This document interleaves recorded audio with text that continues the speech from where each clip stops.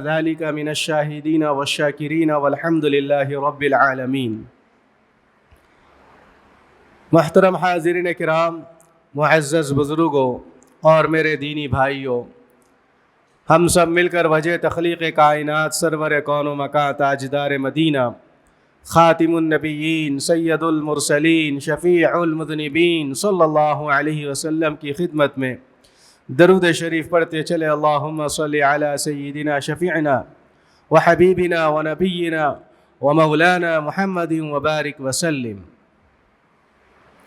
اللہ تبارک و تعالی نے قرآن مجید و فرقان حمید کو ہم تمام کی ہدایت کے لیے نازل فرمایا۔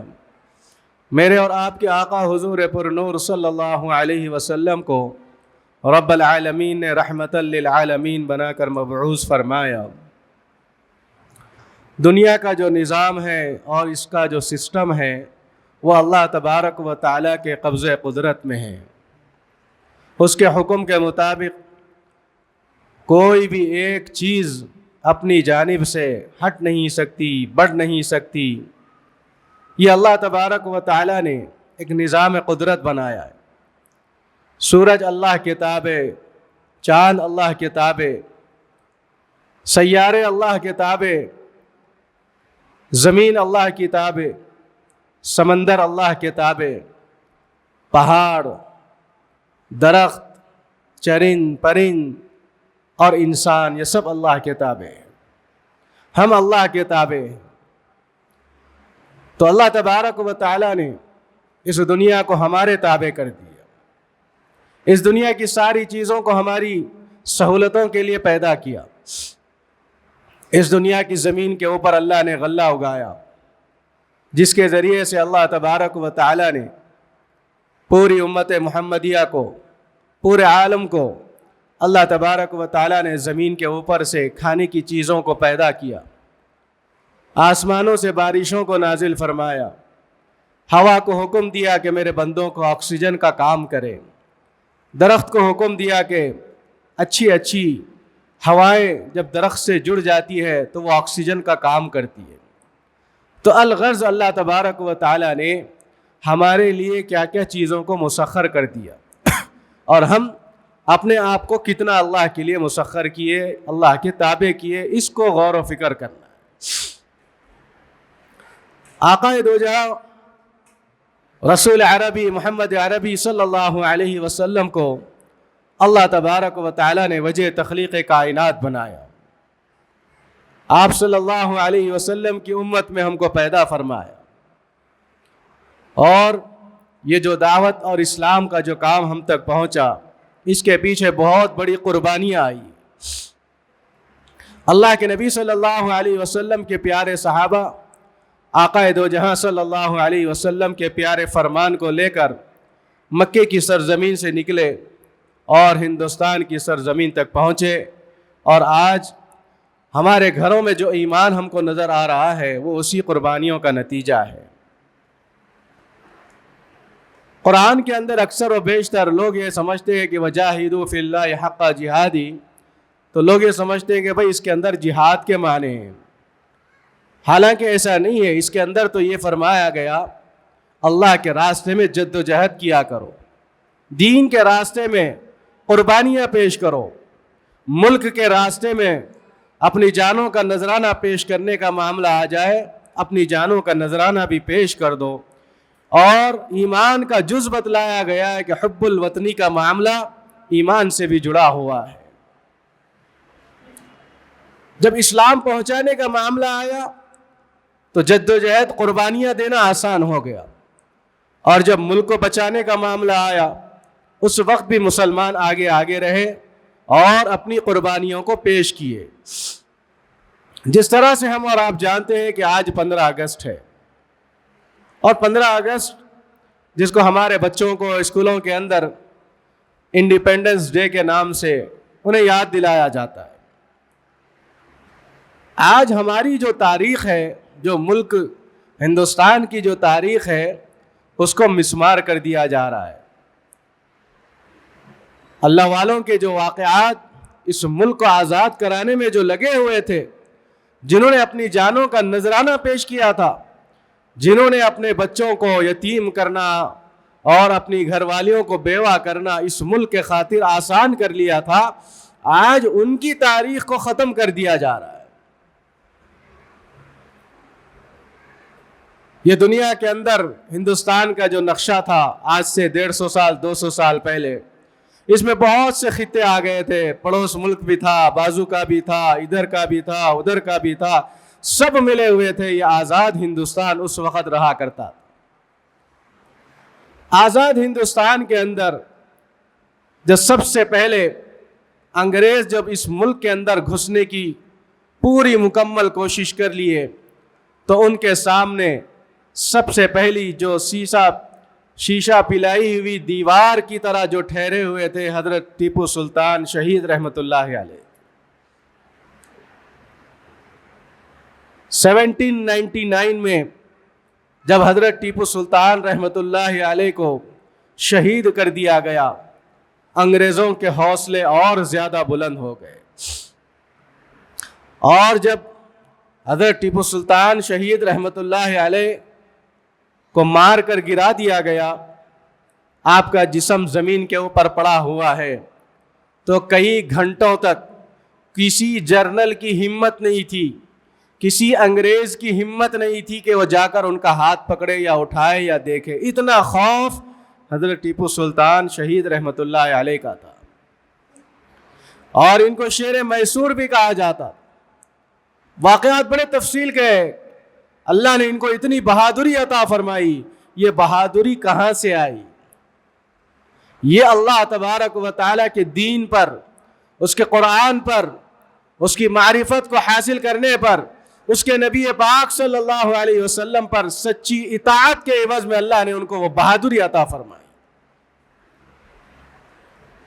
شیر کا لفظ ان کا خطاب دیا گیا۔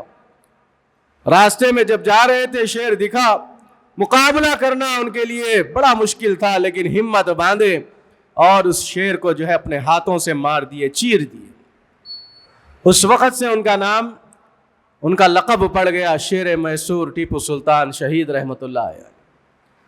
انگریزوں نے جب دیکھا کہ حضرت ٹیپو سلطان رحمت اللہ علیہ اس دنیا سے چلے گئے، جام شہادت نوش فرما لیے، اب ان کے حوصلے اور بلند ہو گئے۔ اب وہ مکمل طریقے سے ہندوستان کے اندر گھسنا شروع کر دیے۔ لال قلعے کے اوپر اپنا جھنڈا لہرایا اور پوری دنیا کو بتانا چاہا کہ دیکھو اب ملک ہمارا ہو گیا، ہندوستان ہمارا ہو گیا۔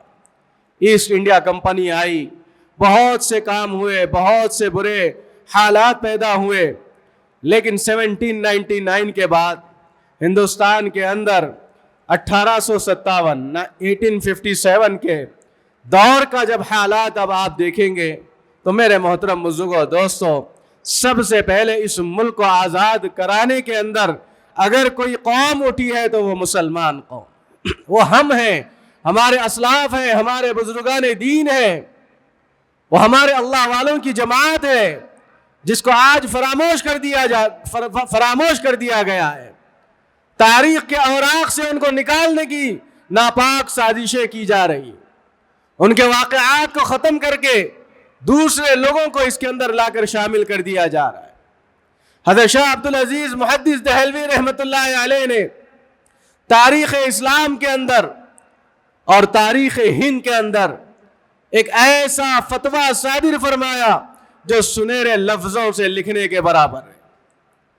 انگریزوں کے خلاف سب سے پہلے اگر کسی نے جہاد کا فتویٰ اگر لکھا وہ حضرت شاہ عبدالعزیز محدث دہلوی رحمت اللہ علیہ کی ذات گرامی۔ پورے ملک کے اندر لوگ اس وقت سے جو ہے جاننا شروع کر لیے کہ ہاں یہ جو ملک کے اندر انگریز مسلط ہو چکے ہیں، ان کی وجہ سے اب اسلام کے اوپر بھی دباؤ آنا شروع ہو جائے گا، ملک کے اوپر بھی دباؤ آنا شروع ہو جائے گا۔ ہم اپنے بچوں کو تاریخ نہیں پڑھاتے،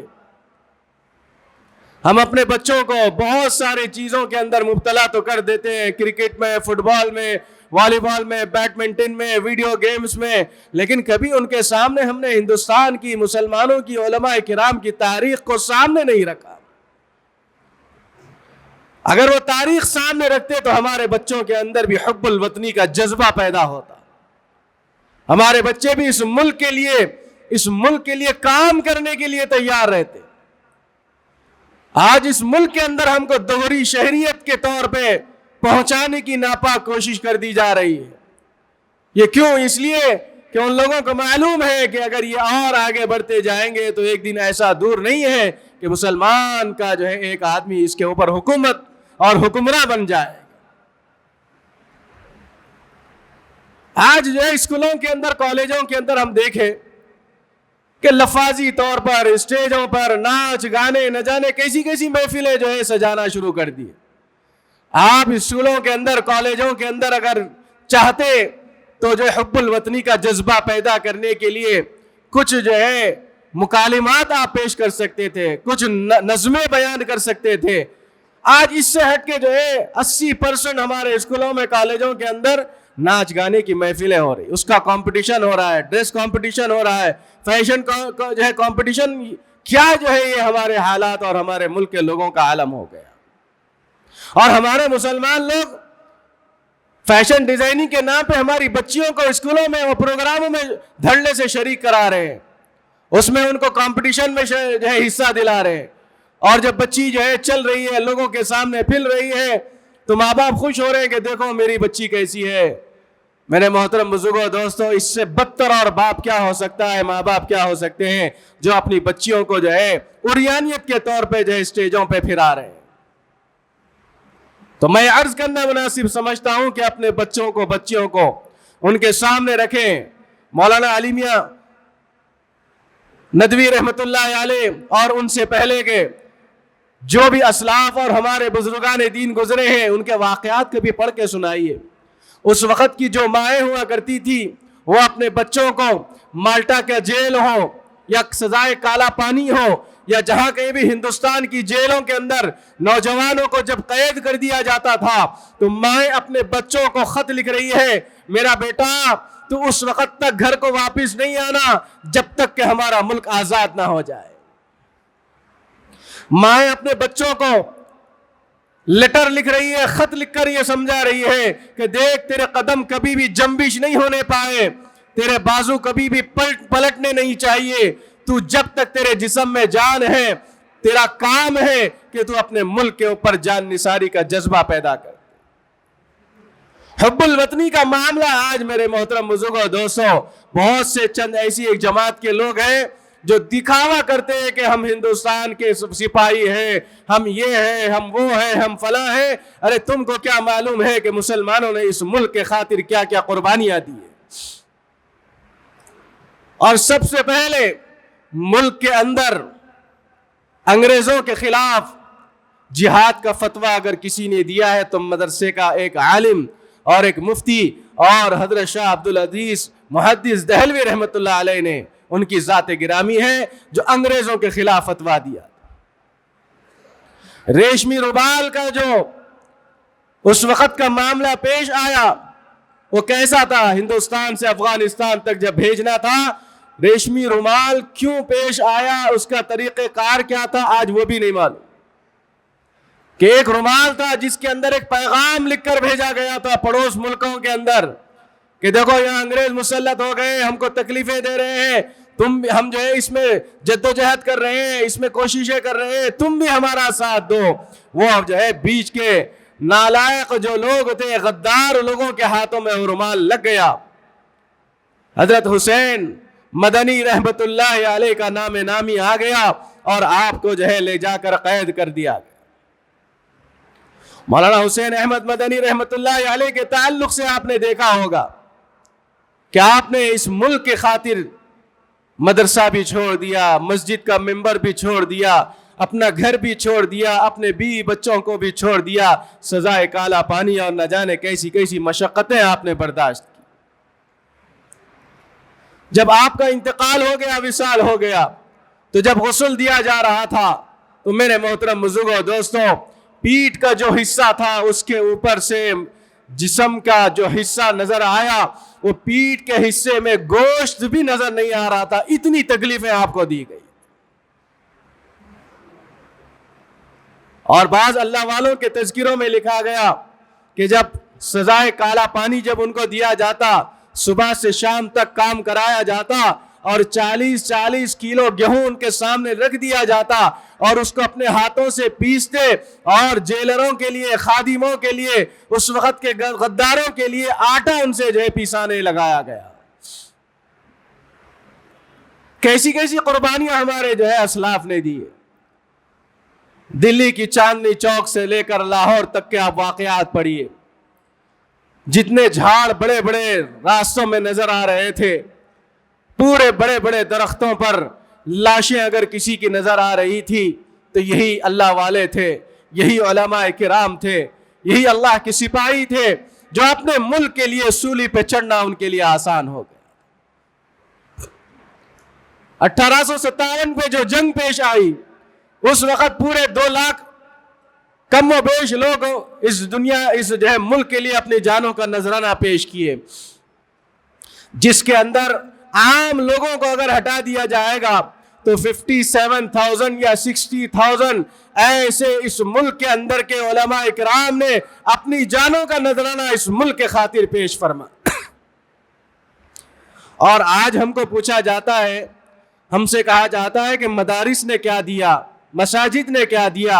اے کان کھول کر سن لو، اے دنیا کے اندر ہندوستان کے لوگوں، تم یہ پوچھ رہے ہو کہ مدارس نے جو ہے ملک کو کیا دیا۔ مدارس نے سب سے پہلا صدر جمہوریہ راجندر پرساد کو اگر دیا ہے تو مدارس نے دیا۔ آپ تاریخ اٹھا کے دیکھ لیجئے، راجندر پرساد نے سب سے پہلے ابتدائی تعلیم اگر جو حاصل کی ہے وہ کہاں سے کی ہے؟ مدرسے سے کی ہے۔ ہم کو معلوم ہی نہیں ہے ہماری تاریخ۔ اور آپ پھر نکالیے کہ جس طرح سے ہمارے ملک کے اندر چاہے جامعہ نظامیہ ہو یا پھر جو ہے دارالعلوم دیوبند ہو، اس کے دونوں بانیین ایک پیر بھائی، یعنی جو ہے دونوں کے دونوں ایک اللہ والے سے بیعت کردہ ہے۔ آج لوگ جو ہے تفرقہ پیدا کر دیتے ہیں، لیکن ان کے بانیین جو ہے ان کی تاریخ اگر اٹھا کر دیکھیں گے تو ان دونوں کا سلسلہ ایک ہی ہے، دونوں کا مشن ایک ہی ہے۔ تو وہاں سے بھی جب مدارس کے اندر جو کام ہوتا ہے، جو تعلیمات ہوتی ہے، مدارس کے اندر حب الوطنی کا جذبہ پیدا کیا جاتا ہے۔ آپ دیکھ لیجئے اسکولوں کا ایک کلچرل جو پروگرام ہوتا ہے وہ اٹھا کر دیکھ لیجئے، اور ایک مدارس اسلامیہ کا ایک جو ہے جشن آزادی کا پروگرام آپ دیکھ لیجئے، دونوں کے سامنے آپ خود فیصلہ کر لیں گے کہ یہ جو اسکول والے جو پروگرام کرتے ہیں 80% یہ لہو لعب کی چیزوں میں اپنے اوقات کو لگاتے ہیں، اور مدارس کے اندر جو جشن آزادی کا پروگرام ہوتا ہے اس کے اندر مکمل طریقے سے ہمارے ہندوستان کی تاریخ کو پیش کیا جاتا ہے۔ پھر آپ جو ہے کہتے ہیں کہ بھئی مسلمانوں کے مدارس نے اس ملک کو کیا دیا۔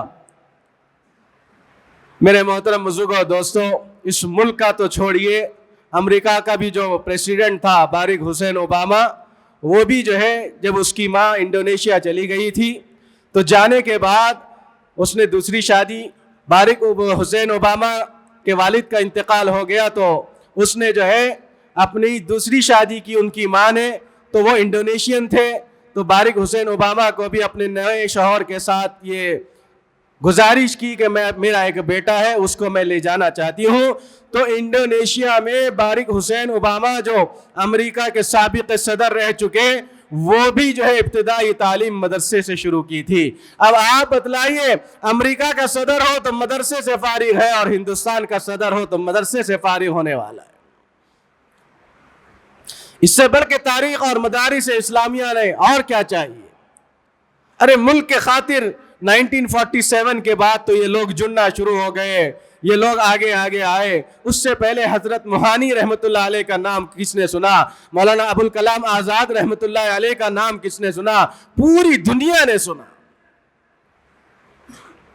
بڑے بڑے اللہ والے اس ملک کے خاطر اپنی جانوں کا نذرانہ پیش کر دیا۔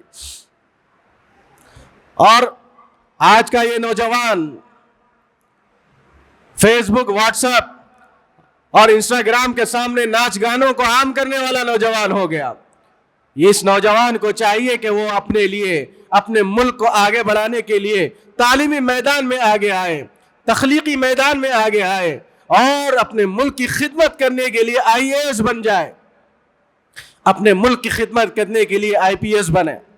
ہمارا نوجوان مسلم نوجوان، ہمارا مسلمان نوجوان آج تعلیمی میدان میں اتنا آگے بڑھے، اعلیٰ عہدوں پہ فائز ہو جائے اور اس کے ذریعے سے اپنے اسلام کی بھی خدمت کرنے والا بن جائے، اپنے ملک کی خدمت کرنے والا بھی بن جائے. آپ دیکھ لیجئے کئی ایسے لوگ ہیں جن کے ہاتھوں میں انجینئرنگ کی ڈگریاں بہت پڑی ہوئی ہے، در در پھر رہے ہیں بچے، نوکری نہیں مل رہی.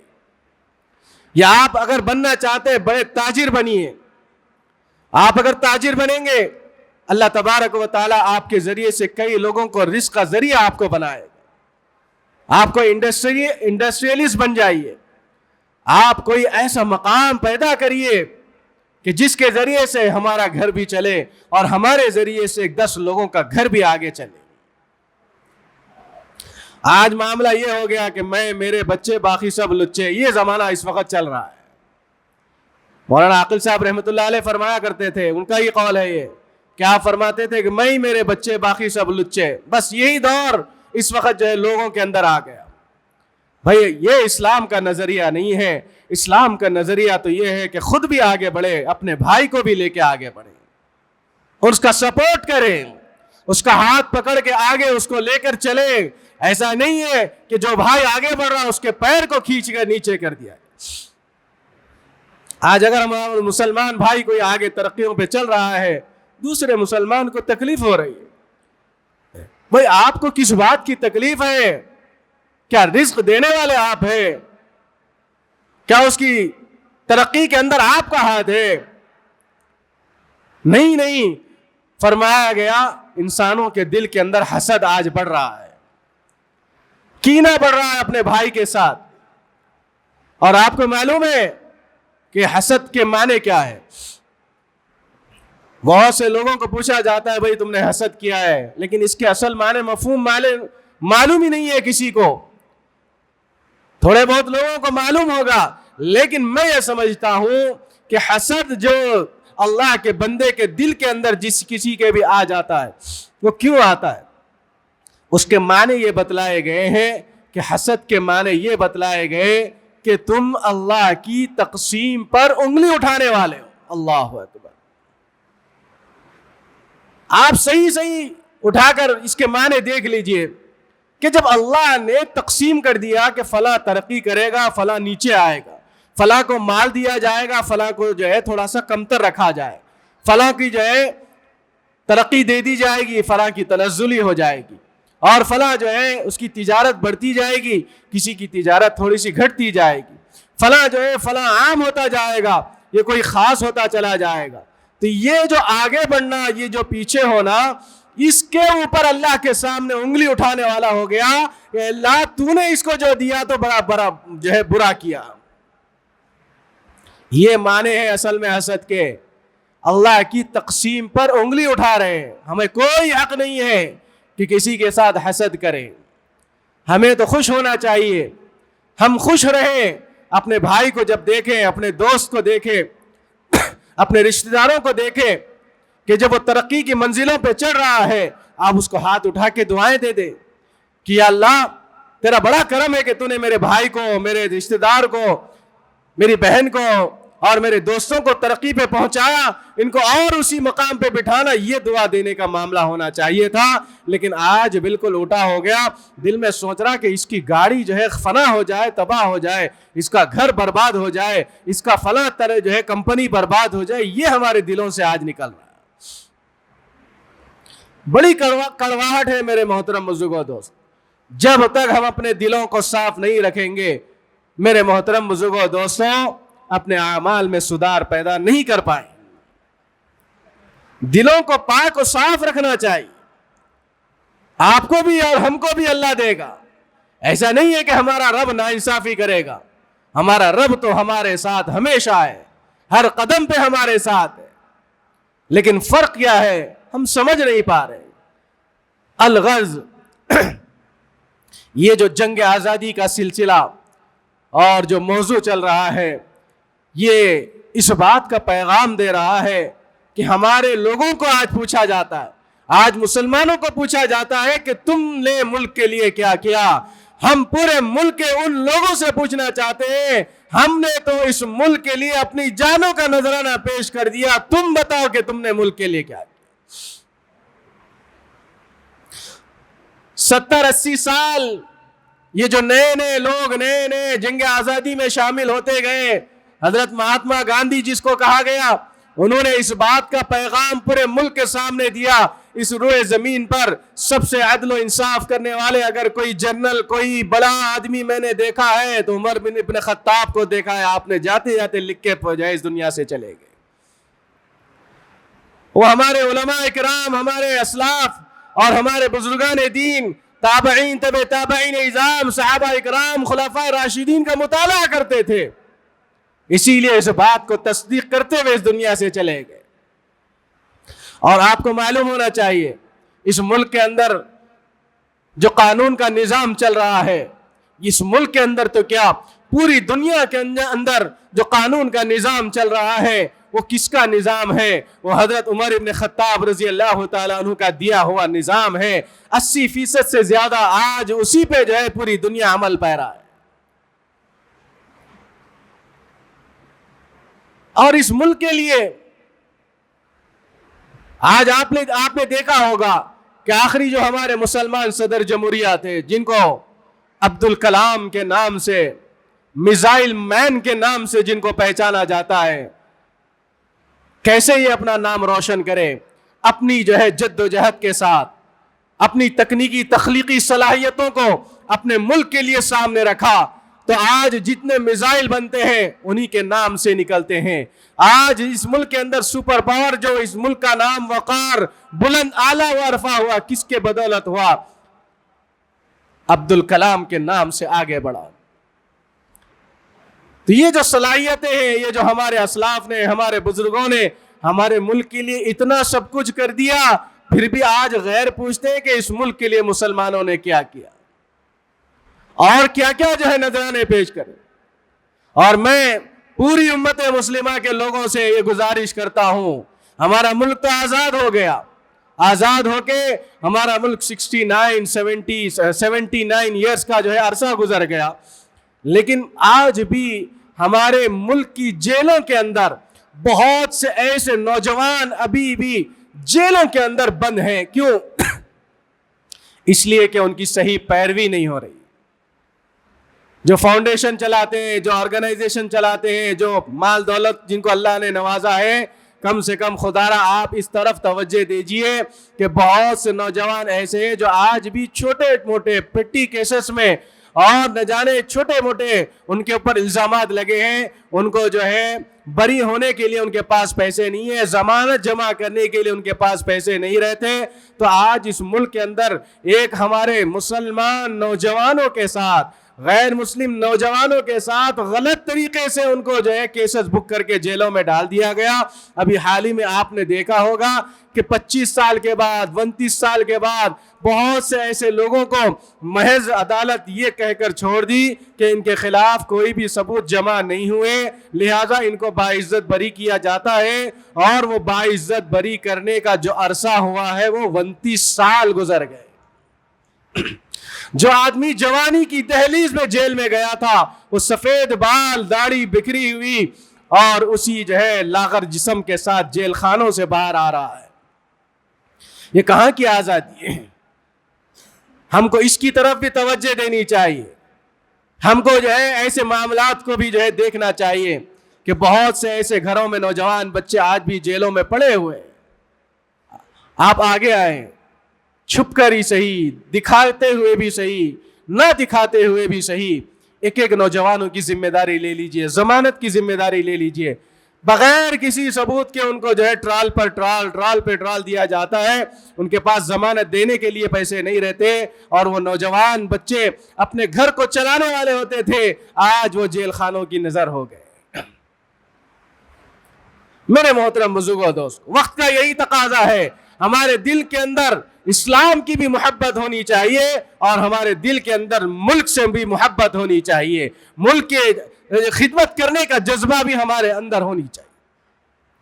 اللہ تبارک و تعالی سے میری دعا ہے، رب العالمین ہم تمام کو، ساری امت مسلمہ کو، یہ جو ہمارے ملک میں آج جو بد امنی ہو رہی ہے، ہمارے ملک کے اندر آج مسلمانوں کے خلاف جو سازشیں ہو رہی ہے، وہ مسلمان جو اس ملک کو آزاد کرانے میں اپنا جان مان تن من دھن سب کچھ لٹا دیا، جن کے اسلاف کی اولادیں آج بھی زندہ ہیں، انہی کے اوپر آج ظلم و جبر کیا جا رہا ہے۔ اللہ ہمارے اس ملک کے اندر امن و امان پیدا فرما دے، ہمارے ملک کے اندر محبتوں کی ہواؤں کو عام فرما دے، اور مولا جب تک زندہ رکھ، دین اسلام پر زندہ رکھ۔ جب اس دنیا سے جانے کا وقت آئے گا، ہماری زبان پر لا الہ الا اللہ محمد رسول اللہ جاری و ساری فرما۔ وصلی اللہ تعالی علی النبی الکریم، الحمد للہ رب العالمین۔